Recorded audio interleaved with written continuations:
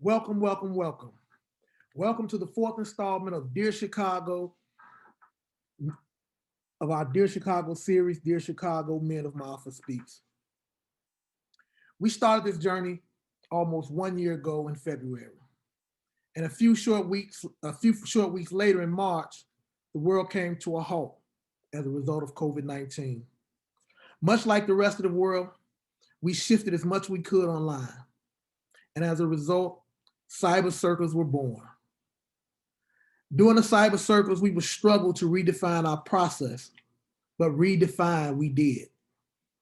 The video you watched or will watch is the result of the hard work the MAAFA men put in as we all struggle to find our way in 2020. As we bring 2020 to a close, it's only fitting that we do so with the men of MAAFA. Today, we celebrate them and lift up their voices. Today, we're a small but mighty band, representing a powerful larger group. Today, we honor their truths, their bravery, and their talents. Today, we honor the men of MAAFA. Lisa. Good evening. My name is Lisa Kennard, and with my colleague Johnny Page, who you just heard from, we are the co-directors of Program and Partnerships, and we are thrilled that you're joining us this evening. As we know, community is not defined by geography. Community is defined by how we spend our time, how we prioritize our spirits, and it's in our hearts and our minds. This evening, we are grateful that you have taken the time to be together in a virtual author circle experience. ConTextos is an organization that started 10 years ago in El Salvador and has launched and blossomed here to Chicago about 4 years ago. And in ConTextos, we co-create spaces for human beings to do what human beings have done for thousands of years, to reflect, to connect, and to share stories with each other, to be seen and to be heard. This evening is a different evening for us because in traditional publishing events, we would be together in the same room. We would be hearing authors reading from printed word from books they've published. We'd be eating food together and able to hug each other. But tonight we are grateful that we have the opportunity to connect and listen to each other and see each other, even if it is through the computer screen or a cell phone. Just as every day in Author Circle, in this evening, we are guided by the values of our author circles: to be brave, to expand our comfort zone, to collaborate, to seek diverse perspectives, and most importantly, to embrace our truth and embrace our growth. This evening, we will have a distilled version of our Author Circle publishing event. We are thrilled that we have authors here online in the chat. You'll be seeing and hearing from them. And also we have an author and a life coach here at the home base in MAAFA Sanctuary. So without further ado, I pass the mic to my beloved colleague, DGH, Dimitri Hepburn. Will you share more with what we can expect this evening? Thank you, Lisa. Good evening, everybody. Welcome. We're really excited to have you. We're also really excited to have one of our MAAFA authors here. I'm just going to give you a little bit of a rundown about what tonight's going to be like. Hopefully, you've had an opportunity to view Dear Chicago, the Men of MAAFA Speak on our YouTube channel. The link is there live, so if you haven't checked it out, you can check it out right after this. And we are not going to be showing it here during this program in its entirety. We are going to take a look at a few clips from that video, and we're going to have an opportunity to talk with one of our authors, Delshawn. You're going to hear from him in a minute, but just a couple of housekeeping things, a couple housekeeping items. We do want to make sure we're asking that you keep your microphones muted, unless, of course, at the very end, if you'd like to offer some praise and shout outs, that will be cool at the very end. You may have questions that come up during the course of the program. And of course, the chat is a really good place to put those questions. We will try to take some of your questions toward the end of the program also. And then the last thing, optimally, I think this can be viewed on speaker view. It'll help us, help you figure out which one of us is talking with so many screens going, and just keep things a little bit more neat. But we are here, honored to be here with Delshawn Whitmore, one of our MAAFA authors. Delshawn, welcome to you. Good afternoon or good evening. It's nice to be here. Delshawn, I'm hoping that you wouldn't mind sharing what you hope that the audience gets from not only seeing the video, but viewing the event tonight, the program tonight, and hearing what you have to say.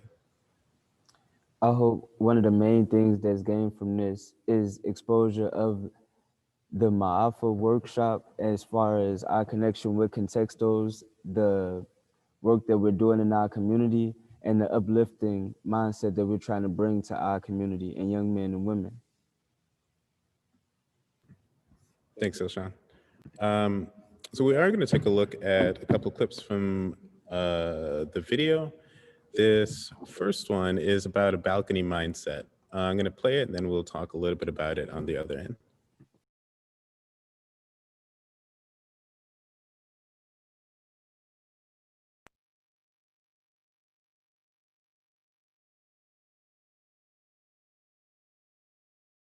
What I wish for Chicago is that we would have this balcony view mindset.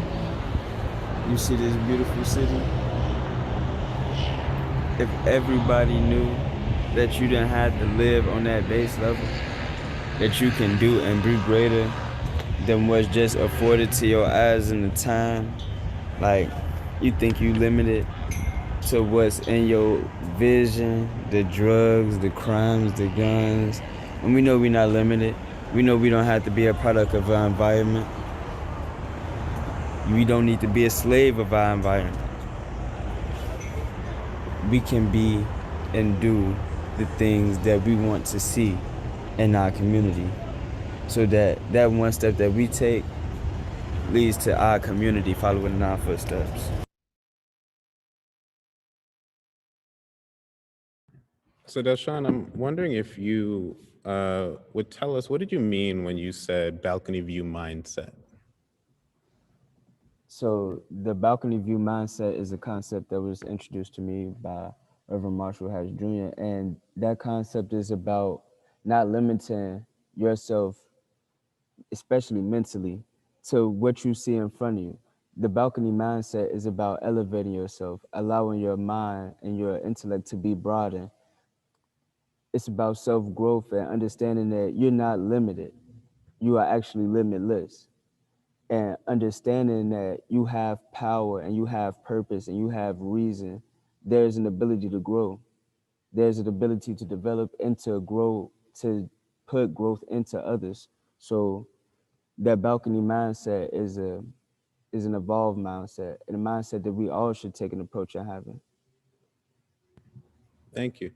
I was wondering also, you said, you know, that we're not limited. And I think that's, you clearly have that balcony view mindset. But I'm wondering why it is that you think so many of us do feel limited by the things that we see around us. A lot of the reasons people feel limited in their areas in their community is because they see people that they perceive as growing up in a similar environment and a similar upbringing, and it seems like those people have access to things that we may not have access to as easily, or we may not have access to at all. And it seems like because we don't have access, our ability to grow and our ability to develop what our end ground will be is of a less standard than other people. And we need to understand that we have the ability physically, mentally, and in every other way to surpass all things that we thought we couldn't do. All milestones, all goals, we need to understand that we have the ability, the capability to do those things, to be these great things, to be these great people, to be the change in our community that our community needs to see in order to grow and be developed. Thank you, Delshawn. So of course, we got together, we started our circle at MAAFA in the springtime and then moved through the summer. It's definitely an interesting one. In the video, you and other authors talk a little bit about that. On the other end of this clip, Johnny's going to have some questions for you about that.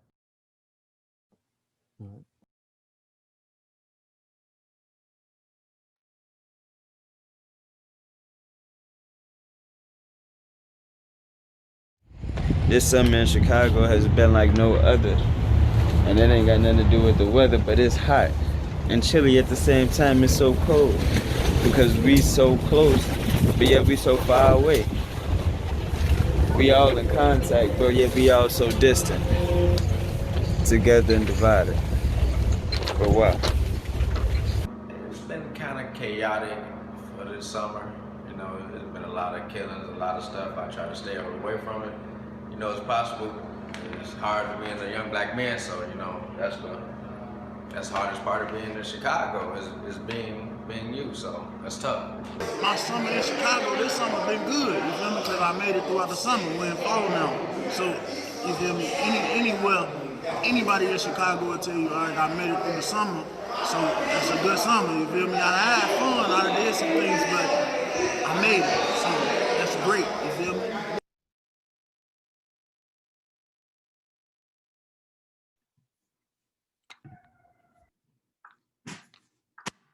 Yo, Sean. Yeah. Just quick. I have a couple questions for you.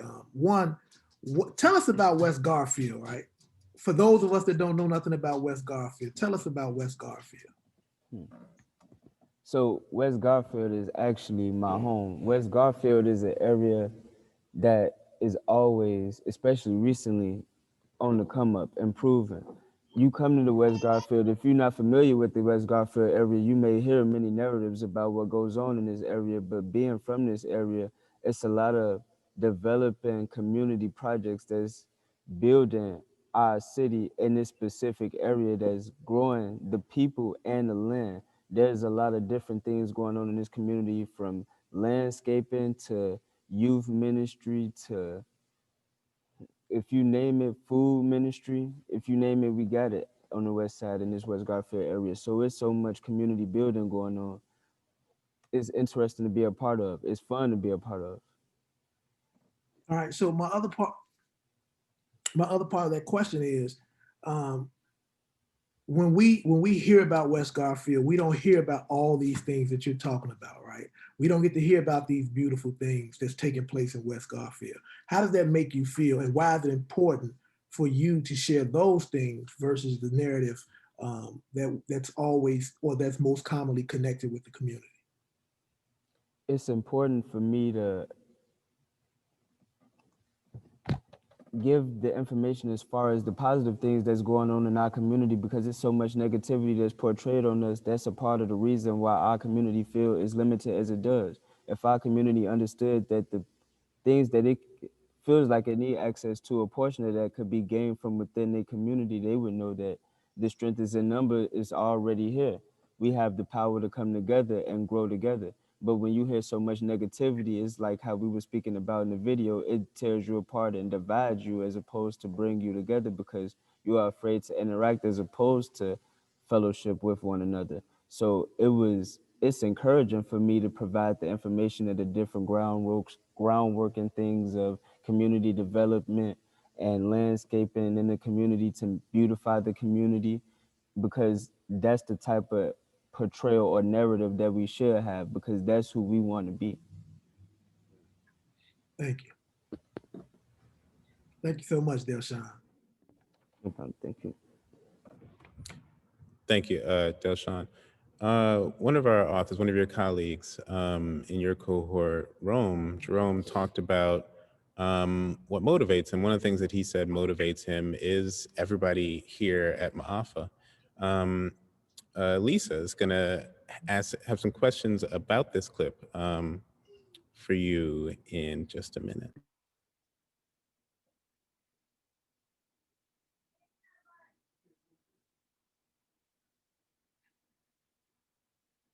I'm a hardworking man. That's my strength. Dedicated, motivate people, never give up, never doubt myself, stay true to myself. That's what made me keep going.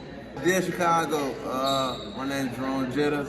I'm from Chicago, from the west side. When I joined the MAAFA group, Without them guys, they really opened my eyes. I become a better man, take my responsibility, control my emotions, and all this stuff. I really appreciate them for helping me, motivating me. It's a big change. I never had that really in my life. People motivated me, keep me in a positive way. Never doubted me, encouraged me, tell me for right or wrong. I can come with them about a problem, they can tell me straightforward, don't even lie to me. So thanks to the MAAFA group for making me a better man, and helping me, encouraging me, improving myself. So shout out to y'all.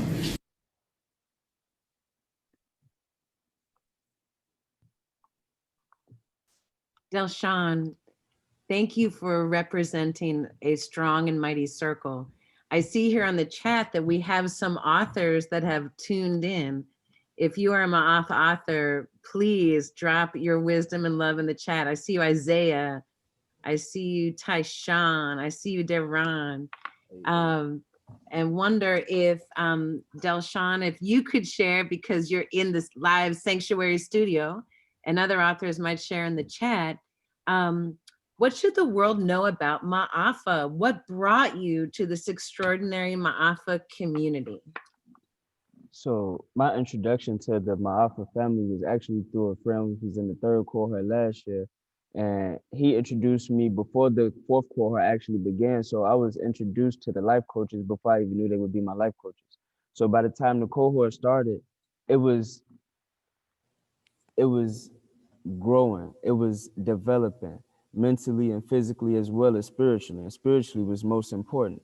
It was about love and fellowship. And that's how they groomed us. That's how they grew us. That's how they developed us. That was a stronghold, a staple in our family, in our bond. We knew that there was different things about ourselves that we would need to improve upon, that we would need to change as far as our perspective, our way of life, some of our actions and our habits. And they developed those to find better habits, to find better things as far as community building. That's how I got into landscaping. That's how I got into the food ministry, is how I got into ConTextos.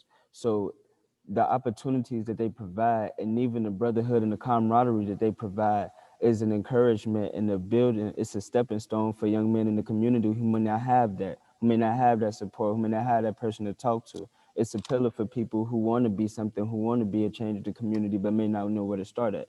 It's a way that we can build and grow and be a part of something together, as far and as well as learn how to lead and be an individual and learn ourselves. Thank you, Delshawn. Your growth mindset is so inspiring. It is your spirit of encouragement, that which you are naming, that MAAFA Redemption Project feeds and grows, shines through you and your words. And I thank you for that. I wonder if you might, right now, there are some authors on the chat, and authors, if you want to say something, you could certainly chat or indicate, let us know, and we could figure that out. We want to hear from everyone. But Delshawn, would you share, what do you wish the world knew about all of the authors in your circle, the colleague of 30 extraordinary young men who have journeyed this extraordinary year together? What do you wish everyone knew about your colleagues, the authors of MAAFA? I wish that everyone knew that me and my brothers are all intelligent young men who want to be the change that we want to see in our community. We are all extremely passionate about our community, about our home, about our area, and we want to grow, we want to develop, we want to be better, and we also want to be a part of what makes our community better. We see that there's a problem and we want to fix it. We are not, as the narrative portrays, as wanting to be a part of the problem. No, we acknowledge the problem. We are out looking and building on solutions proactively in the field, looking and being a part of the way that the community is being better.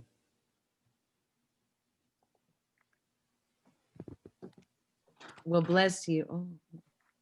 I thank you, because just in these moments together, I feel that you're lifting every single one of us on the screen higher. You are holding us down and lifting us up, and that is true leadership.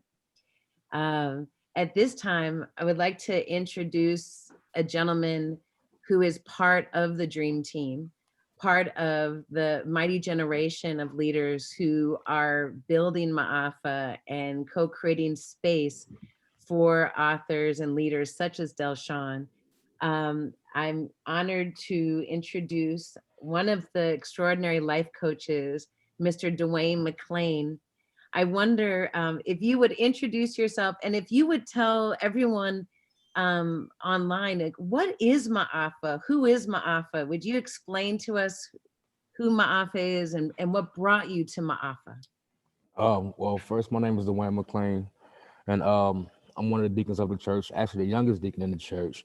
And what brought me to MAAFA I was asked by the leadership to join the team, and the first year when I was asked, the first time I was asked, I wasn't able to accept it at the time. But once the opportunity came around again, I prayed about it more, and I was led to MAAFA, and I've been here ever since. And for someone who doesn't know what MAAFA is, will you tell us what is the MAAFA Redemption Project? The MAAFA Redemption.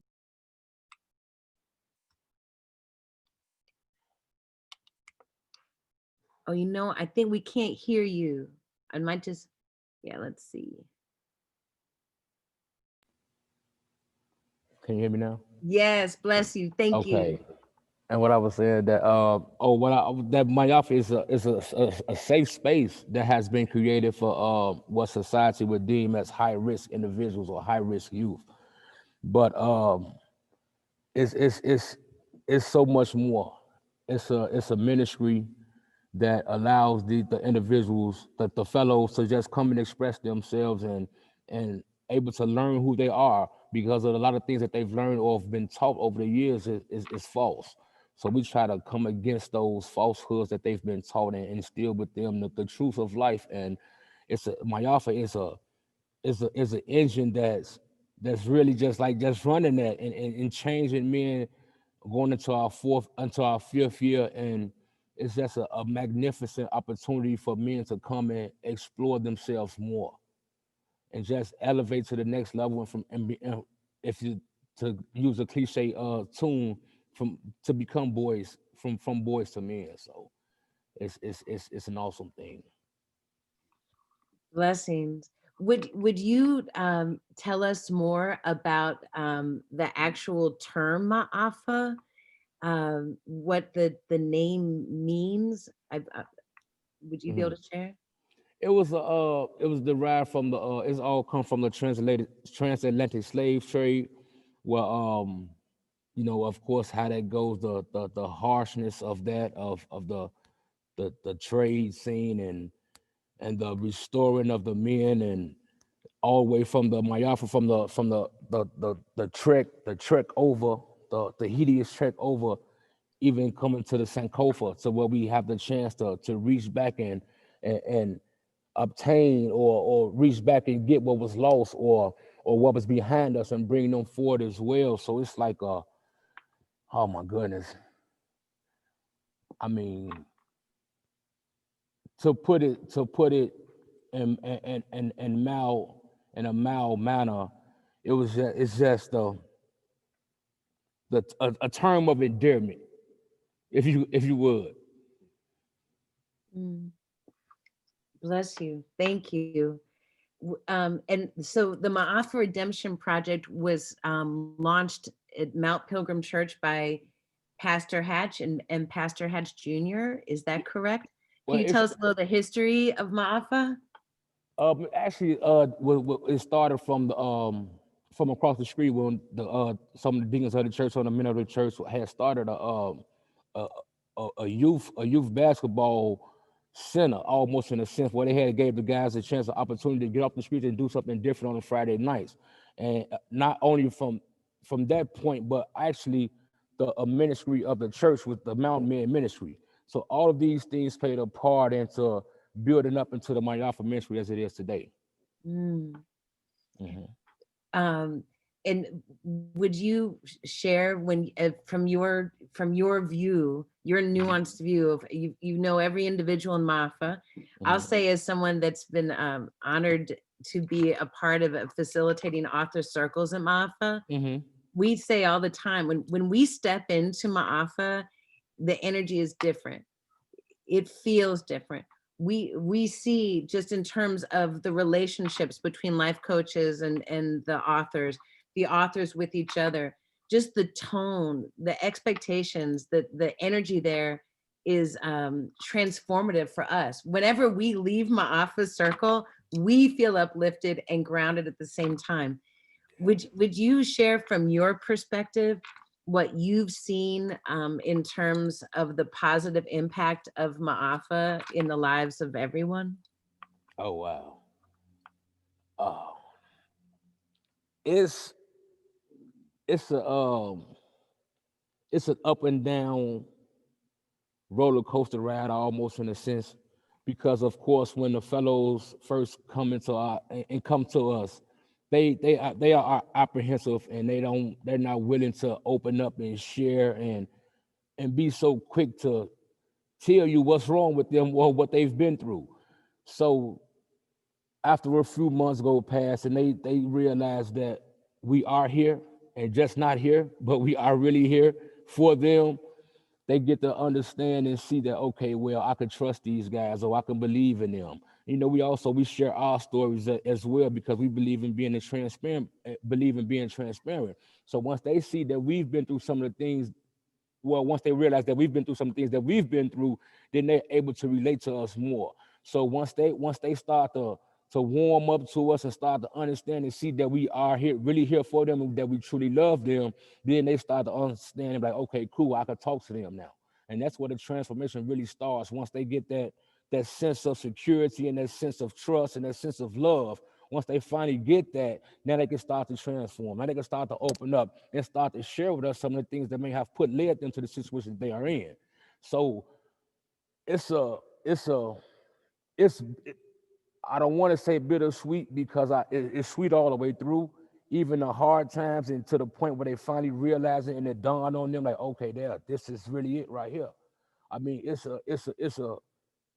a mind-blowing experience. It's something that money can't like substitute, or any gratification that you think you may have gotten. It supersedes all that, to see an individual coming to you one way, but then change. And oftentimes God will give us the privilege of seeing that. We don't see it all the time, but oftentimes God gives us the opportunity to see the transformation in these young men. And it's mind-blowing. And it makes you want to keep doing what you're doing even more so. And it's just like, it's a awesome feeling, a feeling that you really can't explain until you've had an encounter with one of the men. You can't just judge this individual from the outside appearance. You have to sit down, take the time, sit down, and learn this individual, know him, get to know him, allow him to share with you, and you share with him as well. And you have those ups and downs together, and that way those bonds are formulated, and that trust is instilled, and that love is just keeps everything together. So it's to explain it subtly, it's amazing. It's amazing. The power of relationship, the transformative power of love, of bravery to be seen for who we are. And just as you said, to understand what a human being has experienced. I think so often in the world, be it in Chicago or nationally, what have you, there are all these stories about, individuals being flawed or being broken or being this way or that way. When in truth, when we look at, there's that phrase, if a flower isn't blooming, we don't blame the flower, we look at the environment. Mm-hmm. And my last question to you before we segue, and I'm going to pass the mic to my colleague Naima, who is going to be bringing questions from the chat and from everyone to both you and Delshawn. My question to you is, what are your thoughts in terms of environment versus individual, in terms of looking at sources of pain and opportunities for healing? Would you share a little bit of your wisdom on the complexity of of environment and individual? Indeed, because environment is key, especially in the beginning phases, because the love that we speak of and the trust that we talk about and we exude and try to instill in the fellows, a lot of that mislove and misguided love and distrust came from the very environment that should have showered them with that same love and trust.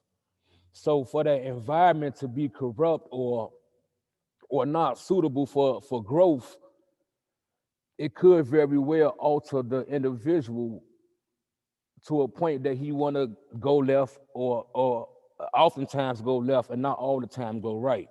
And I think that's where we come in place at when they have gone left and when they have been misled or have been led astray from that environment where they thought that they should have got the love from. They come here and we teach them and we show them that what you think love is, it's not really love, because a lot of times in a lot of our fellows' mind, love will get you killed, or love is for the soft, or love is for the weak. These the type of thoughts that some of our fellows have. So these are some things that we have to go against and combat against. So when you're talking about the environment and the individual, it varies, and that's a very broad spectrum to look at, because I a short testimony. I came from a background environment almost where it was domestic violence, where my sister father fought my mom. But that didn't, as an individual, that didn't lead me to being abusive to women. Oftentimes, when a person grow up in a certain environment, they mimic that environment. But with me, as an individual, I went the opposite way. I despise it completely. You know what I'm saying? So that's why I say it varies when you're talking about environment, the upbringing and the environment in an individual, because it could affect individuals differently. A bad situation may cause something good, or a good or bad situation may cause something bad. So it varies, and that's where that love and that trust come in there with the fellow, because you get a chance to get down to the meat of it all and see where it all started, and prayerfully, we go in and we combat it. Bless you. It is an honor to share space with you this evening. Indeed. And over the journey of the months that we've been together in circle. And I thank you, and I'm so grateful for your time and your leadership and your love, your courageous love. I've seen you time and again support human beings in tough moments. And I thank you for being there through all weather. You weather, you don't wither. And we know that about you. So blessings and love. I'm going to pass the mic, as I said, to Naima. Naima, we've got Delshawn and life coach Dwayne here, and we have authors on the chat. I see authors on here, so take it away.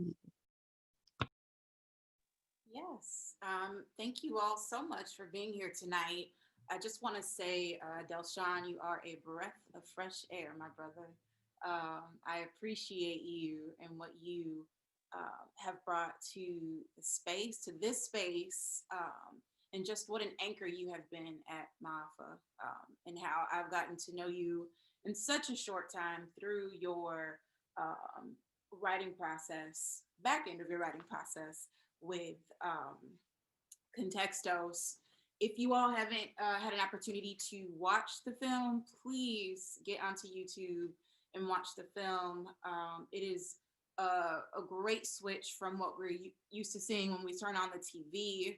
The same headlines every day, the same storyline, the same narrative every day. This is a great way to hear firsthand from folks in the community.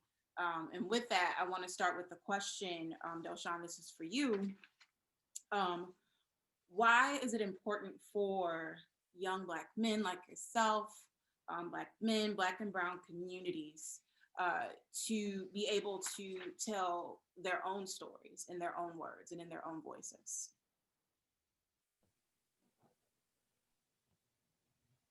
All right, can you hear me?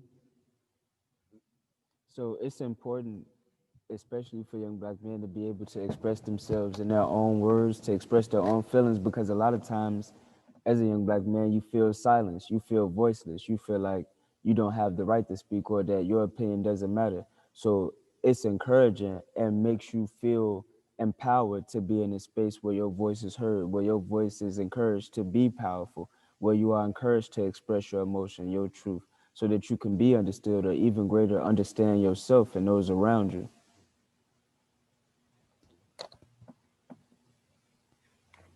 Excellent.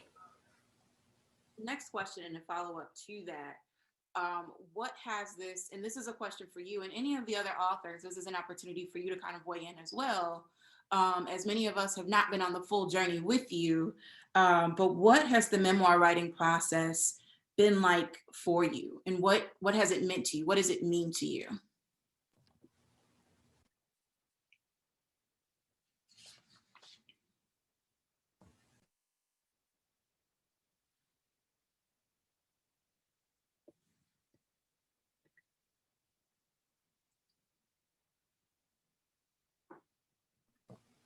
Can you hear me now? Yeah. So the memoir process for me specifically has actually been encouraging because I haven't been in too many spots where I can actually express myself. The memoir process gave me a chance to reflect on where I am mentally as far as the things that I expected of myself, where I want to be. It allowed me a chance to examine my growth. It allowed me a chance to examine myself and basically put myself under subjection to understand where I want to be, how I want to get there. It also allowed me to understand planning because I never wrote as much. And when you plan something, you got to write out the plan. You got to map out the blueprint. It helped me understand and align my thoughts. It helped me understand and organize myself and be able to know what I'm looking at. Are there any other authors who want to take that question, answer that question? Who else is on? What other authors are on? Coach Deron. Okay. Well, Deron, I'm not gonna put Deron on the spot, but I see Deron, so I'm gonna put him on the spot. And I'm going to jump in and say that one thing that about Deron, whether he chooses to share tonight or not only is Deron a MAAFA author, he is a mentor and coach. So he is a part of leading and guiding the next generation of young men on the west side of Chicago. So Deron, we see you and salute you and hope that you choose to share your voice this evening. That's a silent salute, and that also means to answer that question. That's okay. We'll get back to you. I have time for one more question, and this one comes from Dr. Moore in the comments. The question is, while we perhaps cannot fully replicate the MAAFA Redemption Project throughout the city, I wonder what the two gentlemen think is one thing communities throughout the city can do to have impact and create change. So Delshawn and Coach Dwayne, if you guys can answer that question.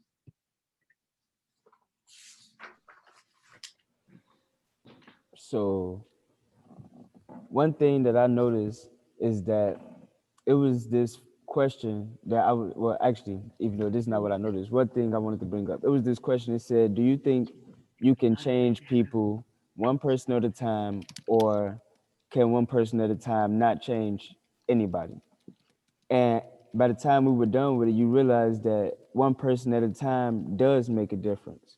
If you can't get the entire community to go at once they see your footsteps, people will begin to follow because they see the fruit of your labor is producing prosperity for your community and those around you. So if you can't have a full MAAFA Redemption Project in your area, get 2 or 3 of you, get 4 or 5 of you, come together, put some money together, buy yourself some landscaping equipment, buy yourself some paintbrushes, get together some food pantries, find out who needs some food in your communities. There's different ways that you can reach out to those in your immediate area and find out about your own community and be that pillar in your own community that you want to see somebody else come in and do. You can actually be that. It just take that one step at a time.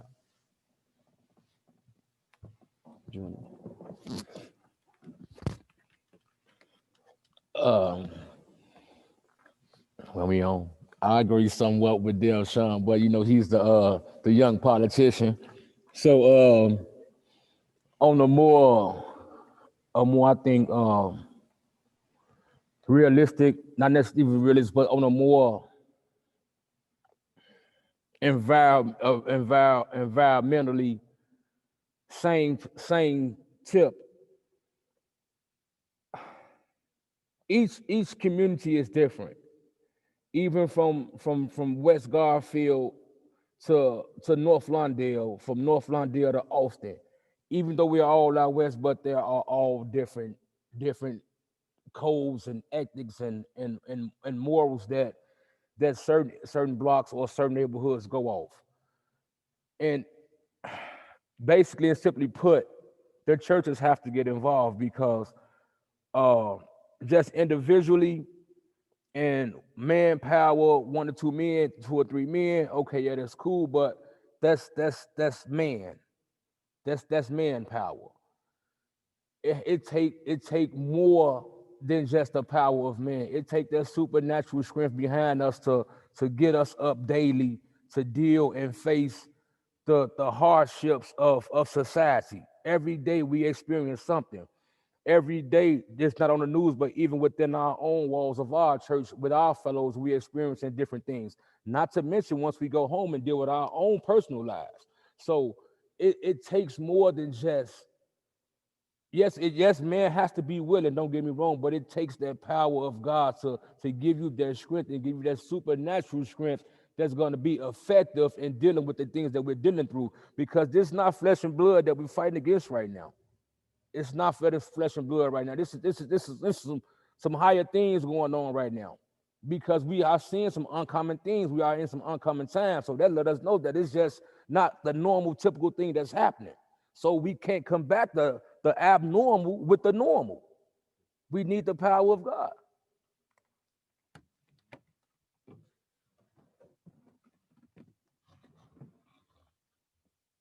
Can you guys hear me? All right. Well, thank you so much for that. Still telling me to unmute myself, but I think I'm unmuted.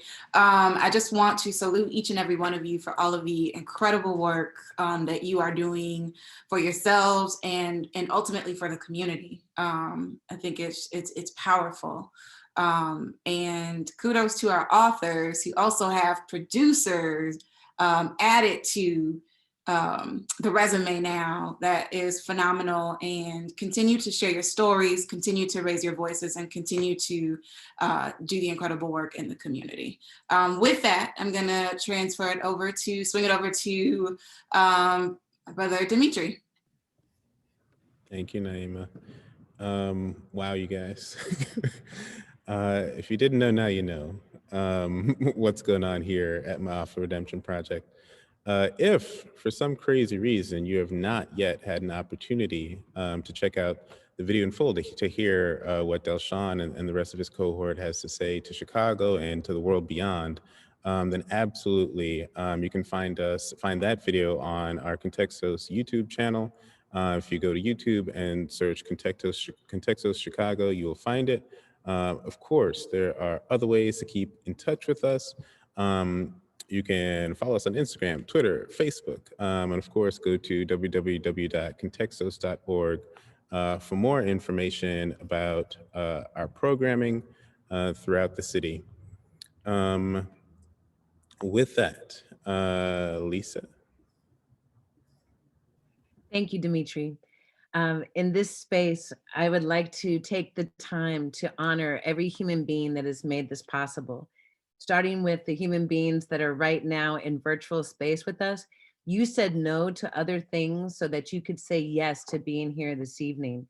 I want to shout out the MAAFA community, starting with every single author who has been in the space, either here tonight or have been in the space previously, to the leaders of MAAFA, Life Coach Dwayne McClain, Malcolm Davis, Jerome Dowdy, Michael Dowdy, and Robert Irvin, not to mention the fearless, peerless leadership of Marshall Hatch Jr., who is the silent storm that holds MAAFA forward and moving, and his beloved father, Pastor Leader, pardon me as I skip, Pastor Hatch. So MAAFA's community is extraordinary and is a verb, and we are honored to be a part of the extraordinary group of human beings united through space and time in hearts and minds. I want to thank all of ConTextos team, Johnny Page, Naima, Dr. Moore, Grace, Kate, Kylie, Vanessa, our board of directors, and of course, Deborah Gittler, RED and founder. We love you and we give thanks for every single human being. Never question that who you are matters. What you do matters. Now more than ever, we are called to be our full selves. We are called to share our gifts with the world. And I would like to pass the mic to my dear colleague, Johnny Page, as we come close to closing this evening cyber circle. I mean, I think it's only right that we shout out the authors as well, right? So Isaiah, I see Isaiah was on here. I'm not sure if he's still here. At least did you mention Major? Because I didn't hear Major's name. I didn't say Major Purnell. What? Oh my Lord, thank you. Please shout out Major. Come on, Major, yes, please, thank you. But really, I truly want to shout out the men of the MAAFA Project, both life coaches and those individuals who are participants. So shout out to Ronald Brown, Isaiah Calhoun, Clarence, Anthony, Santis, Amante Lewis, Daquan, Duran, Coach, Jerome, Maurice, Tommy, Dondre, Christopher Scales, DeParis, Joshua, Yancey, Keith, Javel, Terrell, of course, Delshawn, Jatavius, Danico, Alexavier, Pedro, Kelly, Jeremy, Jerry, Andre, Deontay, Tyshawn, Faris, Jamal. I just want to shout them. I want to shout them all out because, you know, you don't really get opportunity. You don't really get the true feel of the essence of what MAAFA is until you're in that space, in that sanctuary with those men, right? And you get to see their growth. You get to see their struggles. You get to see their challenges. You get to watch them overcome these things daily. Of course, we don't have the opportunity because we're not there every day, but the days that we're there, we get to see that. And, you know, I appreciate the work that they're doing. I appreciate the work that those young men are doing to make themselves better in these circumstances. We've listened. If you haven't had a chance to watch the video, please watch the video. But there's a lot of interesting points in the video. Delshawn, Santis said something that's early on that you saw in one of the clips that sort of sticks to me. And it was that if he just made it out the summer, we made it, right? And, you know, I can remember, you know, as a young person, having that mentality like, man, if I can just make it through the summer, I made it. We have to do more. We have to do better. It has to be more than just making it out of the summer, all right? Making it out of the summer is not an accomplishment. Making it to 18, making it to 21, making it 25 is not an accomplishment, right? And so we have to do more. And so I challenge you not to talk to the people that you talk to every day, but talk to the people that you don't normally talk to about what's taking place in West Garfield. Share what's taking place in West Garfield. Let's lift up the voices of Delshawn. Let's push those voices. So that they can be heard and that this narrative about who or what a community is can be defined by the people that live in that community, not the people that's looking from on high, right? And so my charge to each of you is to share the video so that their voices can get to as many people in as many places as we can possibly get it. And for you, again, to just spread the word. And if you have time, offer your support, lend your leadership, become a mentor. Become a mentor. Mentors are vital to this process. One of the things that Deacon Dwayne said was that they had to see in him an example of what they could be, right? And so let's be mentors. Let's let them see an example of what they can be and even more. Before I close out, I mean, I just feel like it's only right because I see Marshall on this in the group. I seen him in the chat. So if I don't ask him to speak, I would be cheating you all, right? So I'm gonna ask Marshall to just lay a couple words on us before we take it out of here. Please, bless us. Brother Johnny, I kind of sensed that you would. And so I appreciate that. And I appreciate the entire ConTextos team. Huge shout out to your continuing work. And of course, to my MAAFA brothers, the MAAFA fathers. Honored just to know and to serve you. Listening to Delshawn and Deacon Dwayne, I thought about just this historical moment in our country. And I thought about viewing that moment through the lens of eternity. And then I thought about the quote from Maya Angelou. She said, bringing with me the gifts that my ancestors gave, I am the dream and the hope of the slave.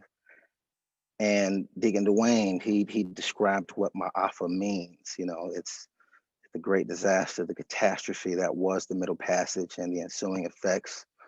And I'll also add that what the MAAFA truly is, and he said as a term of endearment, what it is it's what it took to endure and to overcome that catastrophe. And so in light, in the spirit of Maya Angelou's quote, in the spirit of her words, those eternal words, those words were made flesh tonight with Delshawn and Deacon Dwayne. And so I am eternally proud and grateful to them and all of the MAAFA brothers. Shout out to Deron, to Tyshawn.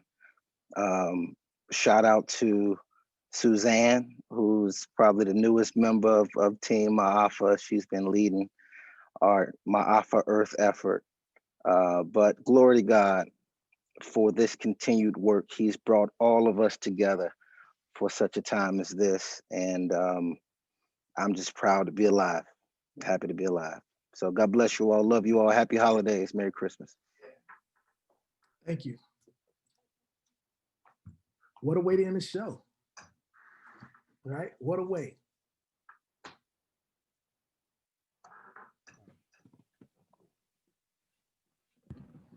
Just to give Delshawn and Dwayne an opportunity to give any last minute thank you, shout outs before we sign off. I just want to say, come on. I just want to say thank you to the ConTextos staff because what you guys did that came in here and done what was amazing because it's not always an easy thing for someone to speak. You know, everyone just can't come up here and do some of the things that he do. It's some individuals that's actually very reserved. And when you say when you ask them to speak about something that they've been through or experienced, it's even that much more harder. So for you guys to get them to open up and share and dig into themselves and go into those locked boxes that they don't necessarily visit on a regular basis was an amazing thing. So I just want to commend you guys for a job well done. Thank you. I also wanted to thank y'all for allowing me to be a part of the event. And most of all, I wanted to thank God for even setting all of this up because this wouldn't be possible without him. So I just wanted to give glory to God.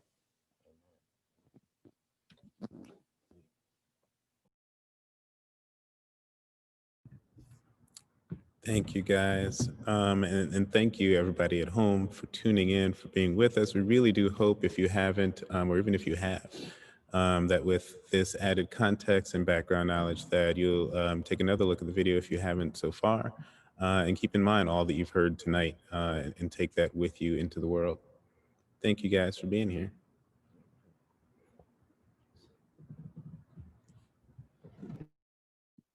Love to you all. Happy holidays.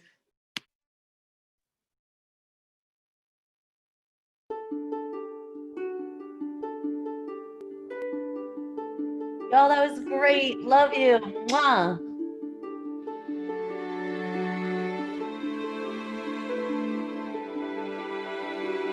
Hey, Marshall. Hey, Deb, it was spectacular. It was spectacular. Thanks so much, Dimitri.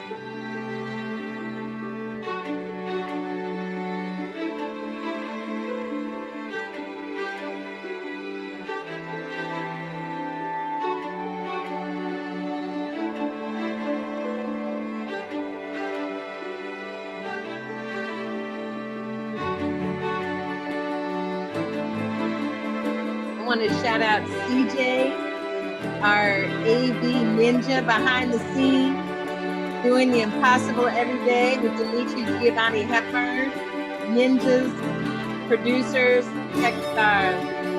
Thank you. Love you. Never question your importance. God bless you, CJ. Golden Gloves. Yeah. Award-winning boxer. Baby star on the move.